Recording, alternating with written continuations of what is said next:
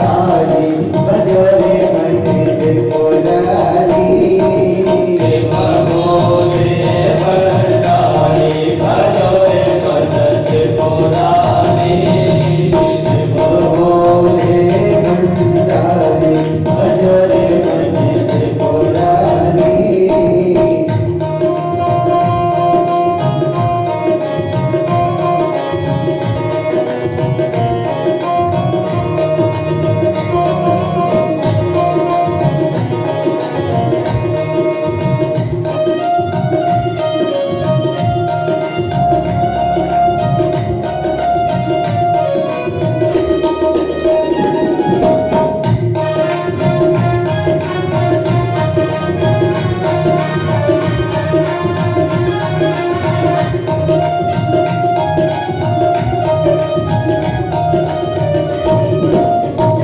इनकी एक नजर से सारे इनकी एक नजर से सारे हो जाते हैं भारे न्यारे हो जाते हैं बारे न्यारे राम संकट हारी भजोरे मन त्रिपुरारी नाम है संकट हारी भजोरे मन त्रिपुरारी शिव भोले भंडारी भजोरे मन त्रिपुरारी शिव भोले भंडारी भजोरे मन त्रिपुरारी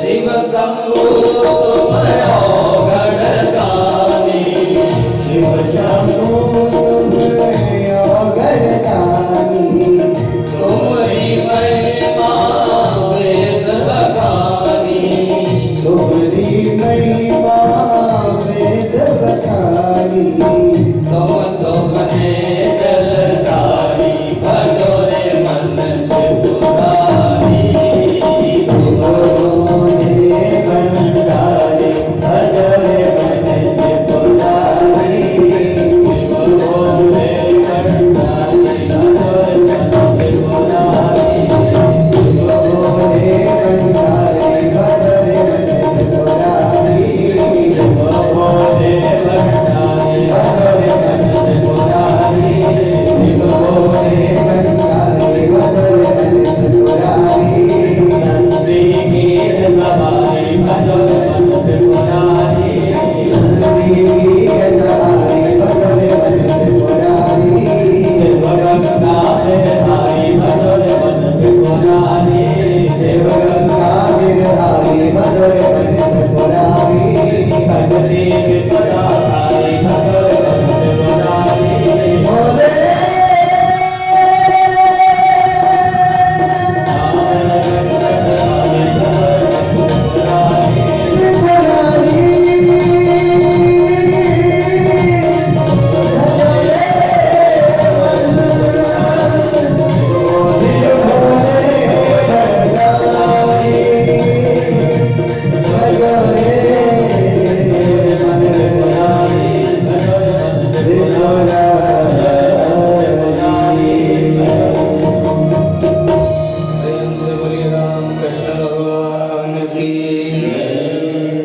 परमात्मा के मंगलमय चरणारविंदों में बैठ करके श्रीमद् भागवत कथा क्रम के अंतर्गत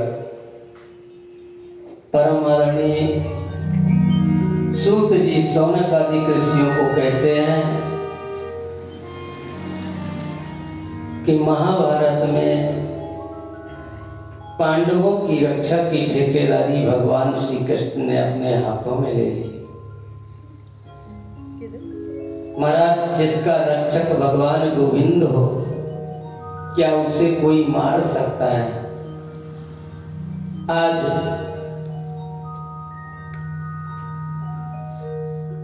अर्जुन अपनी कच्छ में दुपट्टा तान करके सो रहा है और द्वार पर भगवान श्री कृष्ण छड़ी लेकर के खड़े हुए हैं। अर्जुन की आंख खुली तो सामने गोविंद को देखा। उठ करके दौड़े दौड़े दौड़े गोविंद के चरणों के पास आकर के, हे गोविंद, आप द्वार पर। भगवान गोविंद ने कहा, जो तुम सो रहे हो, तुम्हारी रक्षा की ठेकेदारी तो मेरे हाथों में। अब तुम जाग गए हो, इसलिए तुम लोग उठ करके मेरे साथ चलो। सोते हुए पांडवों का स्थान भगवान गोविंद ने परिवर्तन करा दिया। उसी स्थान पर पांडवों के 5 पुत्र सो रहे हैं। इधर अश्वत्थामा दुर्योधन के पास से अपना वचन दे करके आया कि कल जो है महाराज, आज की रात्रि में किस पांडवों का वध करके आऊंगा। रात्रि में अश्वत्थामा ने उस कक्ष में प्रवेश किया। सोते हुए 5 पांडवों के पुत्रों का वध कर दिया। उनके सिर काट करके अपने साथ लेकर के दुर्योधन के पास गया। आज जैसे ही दुर्योधन के पास जाकर के कहा, मित्र, मैंने कहा था कि 5 पांडवों का वध मैं करूंगा और मैं करके आया हूं। दुर्योधन ने कहा, इसका प्रमाण कहां है? अश्वत्थामा ने कटे हुए सिर निकाले और महाराज जैसे ही वो सिर दिखाए तो दुर्योधन ने सिर को पकड़ करके जब दबाया तो तरबूज की तरह फूट गया। दुर्योधन के मुख से आ निकली, अरे महाराज, तुमने ये क्या किया? कौरवों के वंश में तो कोई बचा नहीं था, तुमने तो पांडवों के पुत्रों का वध कर दिया। इधर महाराज प्रातः काल जैसे ही द्रौपदी जगी, अपने 5 पुत्रों का वध देखा तो द्रौपदी कुर्रर पक्षी की भांति रुदन करने लगी। आज द्रौपदी को रोता हुआ देख करके अर्जुन आया।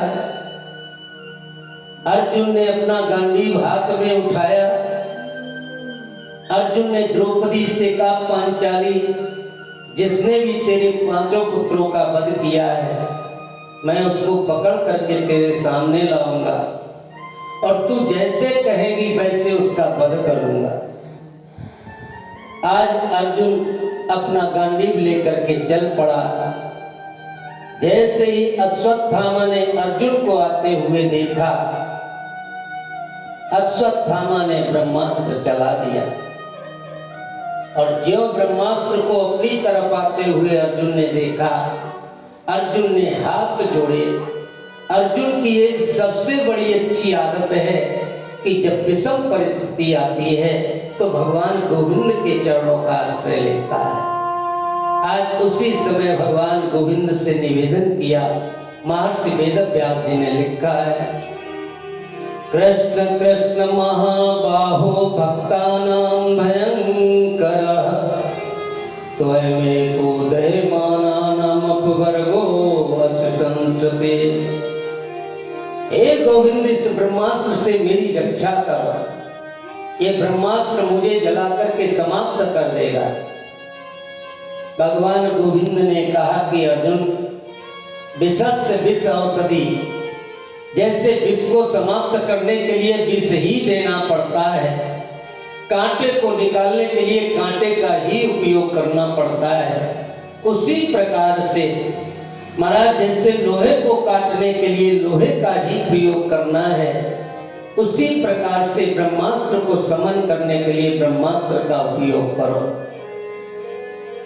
आज अर्जुन ने ब्रह्मास्त्र चलाया, दोनों ब्रह्मास्त्र आपस में टकराए, टकरा करके शांत हो गए। अर्जुन ने दौड़ करके अश्वत्थामा के केशों को पकड़ लिया, पकड़ करके खींच करके लेकर के महाराज द्रौपदी के पास में आया और द्रौपदी से आकर के कहा, पांचाली इसने तुम्हारे 5 पुत्रों का वध किया, बताओ इसको किस प्रकार से मारूं? इसको काट करके मारूं या जमीन में गाड़ करके मारूं या इसके टुकड़े टुकड़े कर दूं?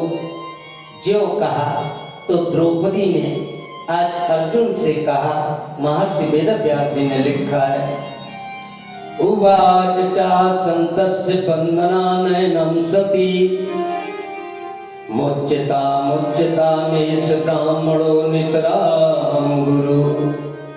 अरे इसको छोड़ दो, ये तो ब्राह्मण पुत्र है, गुरु पुत्र है, ब्राह्मण को तो वैसे भी नहीं मारना चाहिए।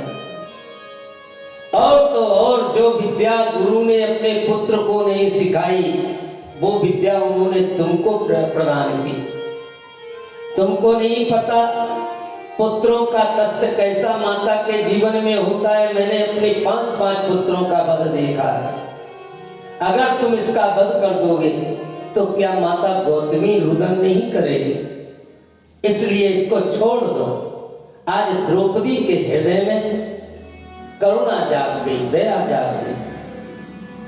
कभी विचार करो कि माताओं के अंदर दया पुरुषों से ज्यादा क्यों होती है?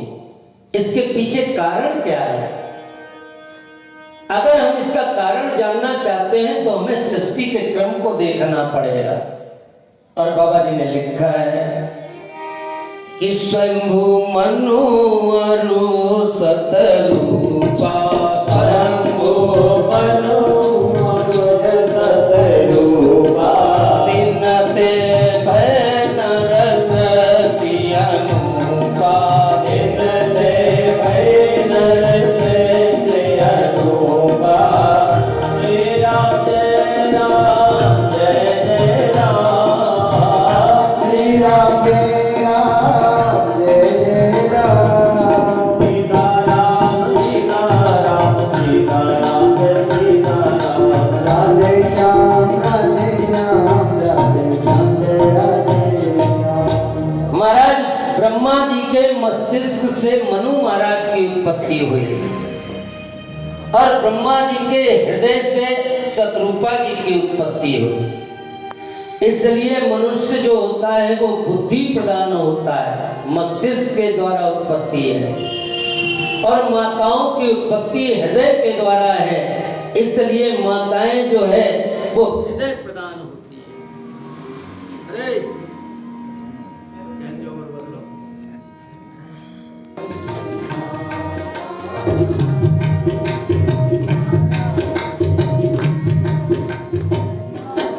इसलिए माताएं जो होती हैं वो हृदय प्रदान होती हैं।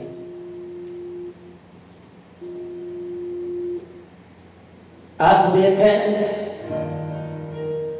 युधिष्ठिर धर्म का प्रतीक है, भीम बल का प्रतीक है, अर्जुन आत्मा का प्रतीक है, नकुल स्वरूप का प्रतीक है और सहदेव बुद्धि का प्रतीक है, परंतु द्रौपदी तो दया का प्रतीक है। इन 5 में अगर दया नहीं होगी तो इन 5 का कोई महत्व रहने वाला नहीं है। इसलिए 5 को द्रौपदी की आवश्यकता है। आज उस द्रौपदी के हृदय में दया उत्पन्न हो गई। इसीलिए कहा गया कि दया धर्म का मूल है और पाप मूल अभिमान, दया न तब लग छाड़ियो जब लग घट में प्राण। जब तक आपके पास प्राण है तब तक दया का सानिध्य जरूर प्राप्त हो महाराज। इसलिए द्रौपदी ने कहा कि इसको छोड़ दो। अर्जुन ने देखा इसके अंदर दया का भाव जागृत हो गया। पास में खड़े थे धर्मराज युधिष्ठिर। धर्मराज युधिष्ठिर से कहा, बड़े भ्राताश्री आप बताओ मुझे क्या करना चाहिए। युधिष्ठिर ने कहा, शास्त्रों ने जो मार्गदर्शन किया है उसी के आधार पर चलना चाहिए। भीमसेन ने कहा, अर्जुन अगर तुमने इसको छोड़ दिया, ये 5 पुत्रों का हत्यारा है, तो मैं इसको छोड़ने वाला नहीं। नकुल सहदेव ने कहा, मजले भैया ठीक कहते हैं, इसने मेरे 5 पुत्रों का वध किया है, इसलिए इसका वध होना चाहिए। अर्जुन ने तुरंत भगवान गोविंद के चरणों का आश्रय लिया और भगवान गोविंद से निवेदन किया कि आप मेरा मार्गदर्शन करो, मुझे क्या करना चाहिए। भगवान गोविंद ने बड़ी सुंदर बात कही। महर्षि वेदव्यास जी ने लिखा है कि ब्रह्म बंधुर्न हंतव्य आतताई बदारणा मैं वो भय मामना तम परिपायनो शासनम। शास्त्र कहते हैं ब्राह्मण चाहे जैसा भी हो उसका वध नहीं करना चाहिए, और बाल हत्यारा कैसा भी कोई भी हो उसको छोड़ना नहीं चाहिए। तो भगवान कहना चाहते हैं कि ये ब्राह्मण है इसलिए इसको छोड़ो, और ये बाल हत्यारा है इसलिए इसको मारो। अर्जुन ने कहा, लो भाई कर लो बात, ऐसा कभी हो सकता है क्या? इसको मारो और इसको छोड़ो, इसको मारो भी मत और इसको छोड़ो भी मत। तो ये दोनों कार्य कैसे हो सकते हैं? इसलिए आज उसी समय अर्जुन ने भगवान से निवेदन किया कि ये किस प्रकार से संभव हो सकता है। भगवान ने कहा, तुम्हें बहुत पहले मैंने बताया था, बाबा जी ने लिखा है कि संभावित कहूँ अपजस लाहू, संभावित कहूँ अपजस लाहू, मरण कोटि सम दारुण दाहू, मरण कोटि सम दारुण दाहू। श्री राम जय राम जय जय राम, श्री राम जय राम जय जय राम, सीता राम सीता राम सीता राम जय सीता राम, राधे श्याम राधे श्याम राधे श्याम राधे श्याम।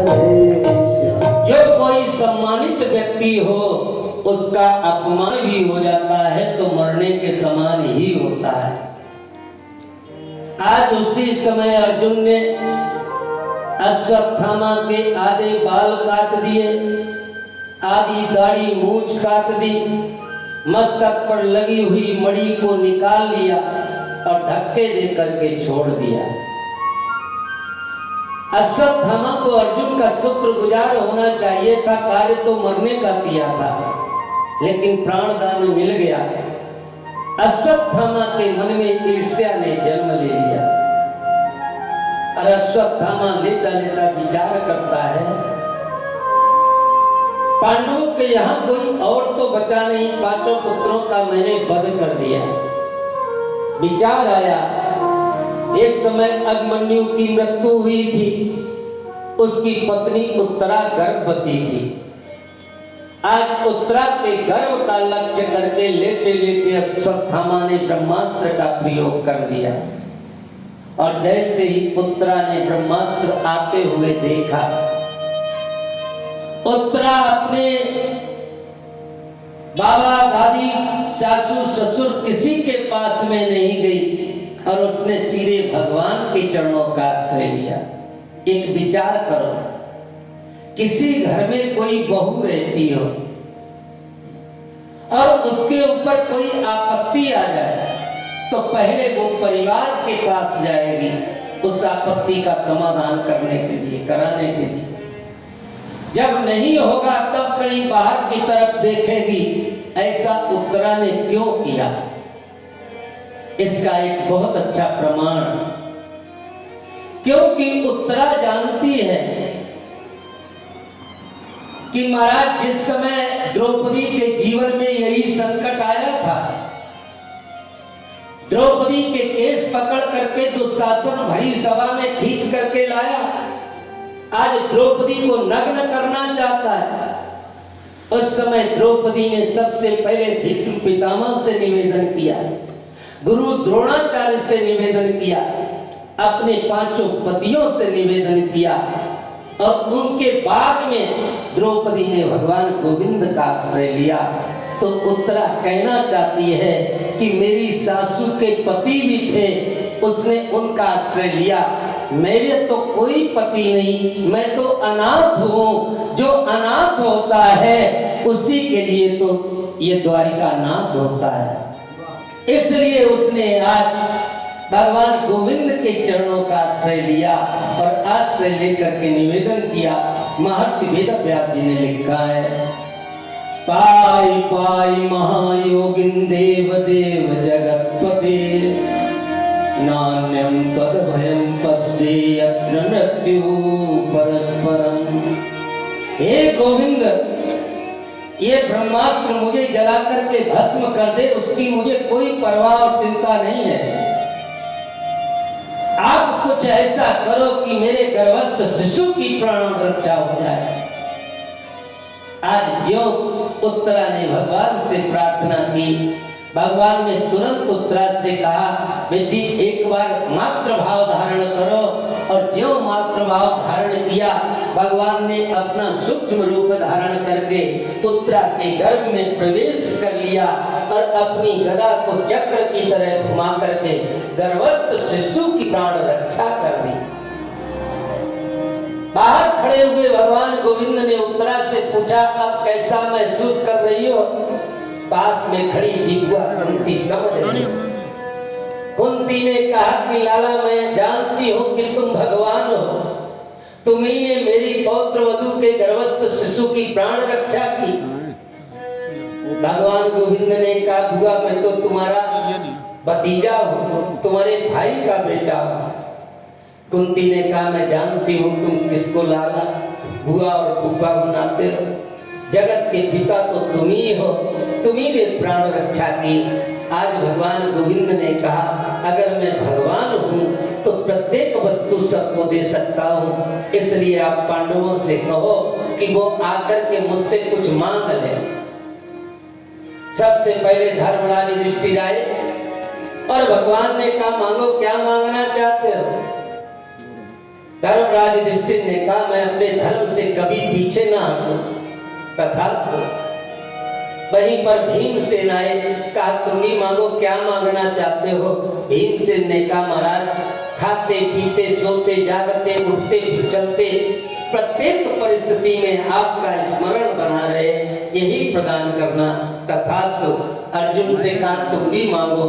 अर्जुन ने कहा कि गोविंद, मैंने आपको गुरु माना है, आपने मुझे शिष्य माना है, ये संबंध जन्म जन्मांतरों के लिए हमेशा बना रहे। तथास्तु। पास में खड़ी थी सुभद्रा। सुभद्रा से कहा, तुम भी मांग ले बहन, क्या मांगना चाहती है? सुभद्रा ने बड़ी सुंदर मांग की। महर्षि वेदव्यास जी ने लिखा है कि कृष्ण त्वदीय पद पंकज पंजरान्ते, अद्यैव मे विशतु मानस राजहंसा, प्राण प्रयाण समय कपवात पित्तै, कंठावरोधन विदौ स्मरणं कुतस्ते। हे गोविंद, मैं जानती हूँ कि आपके चरण एक प्रकार का पिंजड़ा है और मेरा मन जो है भंवरे के समान है। महाराज, जब जीव का अंतिम समय आता है तो वाक पित्त कफ आकर के कंठ को अवरुद्ध कर देते हैं और उसके मुख से आपका नाम नहीं निकलता है। इसलिए अगर आप कुछ कृपा करना चाहते हो तो आज से ही मेरा मन रूपी भौरा आपके चरण रूपी पिंजड़े में जाकर के कैद हो जाए, जिससे अंत अंत की समस्या समाधान हो जाए। तथास्तु। पास में खड़ी थी कुंती। कुंती से कहा, बुआ तुम भी मांगो, क्या मांगना चाहती है? कुंती ने कहा, लाला मांगता तो वो है जिसके पास कुछ होता नहीं और मैं क्या मांगू? तुमने तो बिना मांगे मुझे इतना कुछ दिया है जो अपनी माता देवकी को भी नहीं दिया। भगवान चौंक पड़े, ऐसा बुआ कौन सी वस्तु थी जो मैंने अपनी माता देवकी को ना दे सका और आपको प्रदान कर दिया हो? बुआ कुंती ने कहा, लाला एक बात बताओ, मेरे तो 5 पुत्र थे, 5 पुत्रों के जीवन में जब जब कोई संकट आया तुमने आकर के उनकी प्राण रक्षा कर दी, और तुम्हारी माता देवकी के सामने तुम्हारे 6 भाइयों की हत्या तुम्हारे मामा कंस ने कर दी, लेकिन तुमने उनको नहीं बचा पाया। तो तुमने जो मैया देवकी को नहीं दिया वो तुमने मुझे प्रदान कर दिया, मैं तुमसे क्या मांगू? भगवान गोविंद ने कहा, नहीं बुआ तुमको मांगना तो पड़ेगा, कुछ मांगो। तो कुंती ने कहा, अगर कुछ देना चाहते हो तो एक ही चीज मैं आपसे मांगना चाहती हूँ, विपदा संतुना सत्व तत्व तत्र जगत गुरु भवतो दर्शन में स्याद पुनर्भव दर्शन। अगर देना चाहते हो, एक दुख मेरे ऊपर समाप्त ना हो, दूसरा दुख आकर के उससे पहले उपस्थित हो जाए, मेरे जीवन से दुखों का समापन ना हो। आज कुंती ने जो कहा, भगवान ने कहा ये कोई चीज मांगने की है? दुनिया तो सुख मांगती है, आप दुख मांगती हो। कुंती ने कहा, ऐसे सुख का मैं क्या करूंगी? सुख आते ही जहां से तुम चले जाना चाहते हो, जिस सुख के आते ही तुम अपना रास्ता पकड़ना चाहते हो, तो मुझे ऐसा सुख नहीं चाहिए। मुझे वो दुख अच्छा है जिस दुख में आप मेरे पास बने रहो। इसीलिए कुंती आज भगवान से कहती है, जब हमें सुख मिला, मेरे पुत्र जो है राजगद्दी पर बैठ रहे हैं, उस समय तुम कहते हो कि मैं द्वारिका जाऊंगा। कुंती ने बड़ी सुंदर बात कही, हे गोविंद हमें छोड़ करके तुम न जाओ, क्योंकि मैं तो तुम्हारे बिना रह नहीं सकती हूँ। हमें छोड़ के न जाओ।